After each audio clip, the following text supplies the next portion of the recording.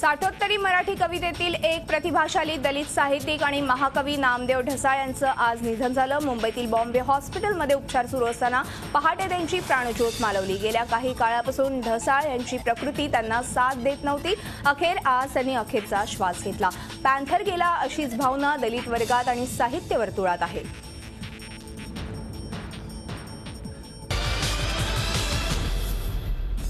उद्या 10 वाजल्यापासून त्यांचं पार्थिव वडाळ्याच्या सिद्धार्थ हॉस्टेलमध्ये अंत्यदर्शनासाठी ठेवण्यात येणार असून दुपारी 1च्या सुमारास दादरच्या चैत्यभूमी इथं अंत्यसंस्कार करण्यात येणार आहेत।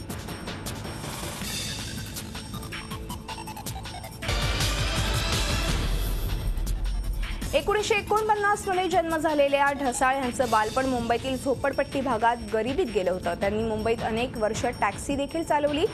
1973 मध्ये त्यांचा पहिला कविता संग्रह गोलपीठा प्रकाशित झाला। आपल्या विशिष्ट शैलीनं मराठी कवितेतल्या परंपरेत मोलाची भर घालणाऱ्या आणि भाषिकदृष्ट्या प्रमाण मराठी भाषेपेक्षा वेगळी भाषा वापरून मराठीला समृद्ध करणाऱ्या मोजक्या साहित्यिकांपैकी एक नामदेव ढसाळच होते।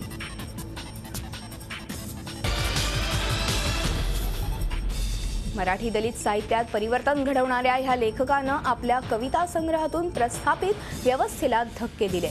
कवी, लेखक, चळवळीतला कार्यकर्ता, परिवर्तनाच्या वाटेवरचा प्रवासी अशी विविधांगी त्यांची ओळख।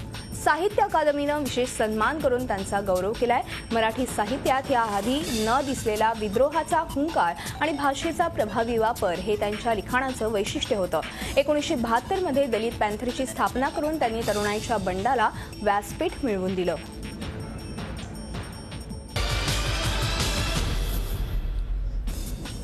समाजात सर्वांचा बाप असल्याची असा टोला राष्ट्रीय स्वयंसेवक संघाचे सरसंघचालक मोहन भागवत यांनी राज ठाकरेंना लगावलाय।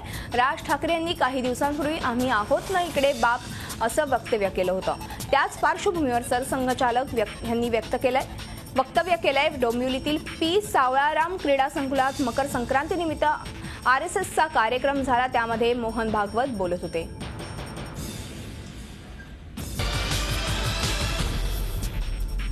महायुतीचे सरकार आल्यास महाराष्ट्र टोलमुक्त करण्याची, दुष्काळग्रस्त गावांचं वीज बिल माफ करण्याची तसंच 50% वीज दर कमी करण्याची घोषणा महायुतीच्या नेत्यांनी केली आहे। महायुतीमध्ये आता राजू शेट्टींची स्वाभिमानी शेतकरी संघटना आणि महादेव जानकरांच्या राष्ट्रीय समाज पक्षाचा समावेश झाल्यानं महायुती आता 5 पांडवांची झाली आहे। लोकसभा निवडणुकांच्या जागा वाटपाबाबत बैठकीत अंतिम निर्णय होऊ शकलेला नाहीये।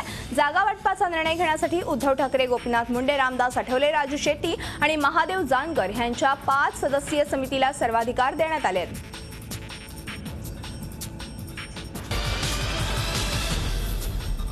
महायुतीमध्ये माढ्याच्या जागेवरून वाद रंगण्याची चिन्ह आहेत। महायुतीचे नव्यानं सदस्य झालेल्या राष्ट्रीय समाज पार्टीचे महादेव जानकर आणि स्वाभिमानी शेतकरी संघटनेचे राजू शेट्टी या जागेसाठी आग्रही आहेत। राष्ट्रवादीमध्ये रामराजे नाईक निंबाळकर आणि विजयसिंग मोहिते पाटील यांच्यात टक्कर असतानाच आता महायुतीतही माढ्याचाच पेच निर्माण होण्याची चिन्ह आहेत।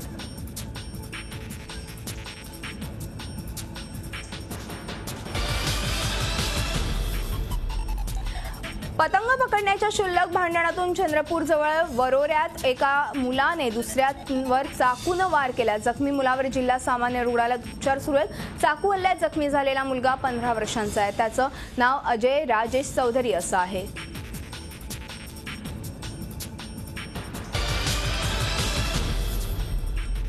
शहरीकरण आणि त्यामुळे झालेल्या प्रदूषणात गोदावरी नदीचा गळा घोटला जातोय। गोदावरीच्या दुरावस्थेवर झी मीडियानं ह्या आधीच प्रशासनाला जाग आणली होती।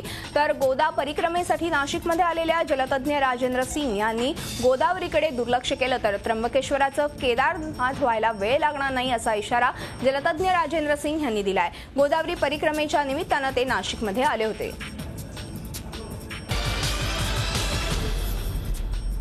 चंद्राचं शुभ्र चांदणं, मंदिरावर करण्यात आलेली आकर्षक विद्युत रोषणाई, आल्हाददायक वाटणारी गुलाबी थंडी, रम्य गोदाकाठ आणि कानावर पडणारे सुमधुर स्वर ह्या वातावरणात नाशिक फेस्टिवल झाला। भुजबळ फाउंडेशनच्या माध्यमातून सुरू असणाऱ्या ह्या कार्यक्रमाला नाशिककरांची उत्स्फूर्त दाद मिळाली।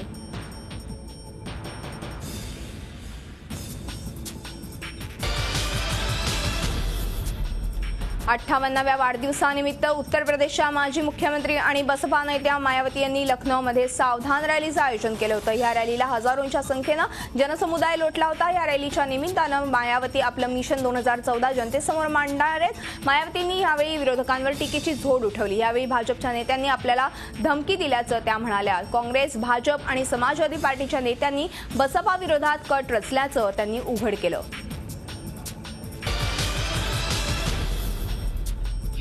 गांधीनगरमध्ये फिक्कीच्या कार्यक्रमात नरेंद्र मोदींनी आज पुन्हा एकदा केंद्र सरकारवर तोफ डागली। सरकारवर असलेला जनतेचा विश्वास उडत चाललाय असं मोदी म्हणाले। सरकारचं कोणतंच धोरण स्पष्ट नाही, त्यामुळे सरकारवर विश्वास ठेवणं अवघड जात असल्याचं मोदी म्हणाले।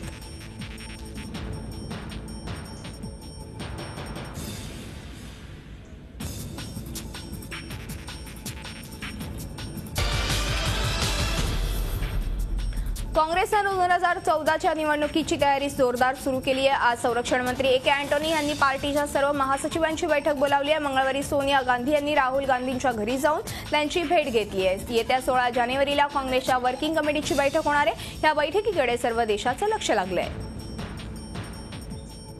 झी 24 तास एक पाऊल पुढे।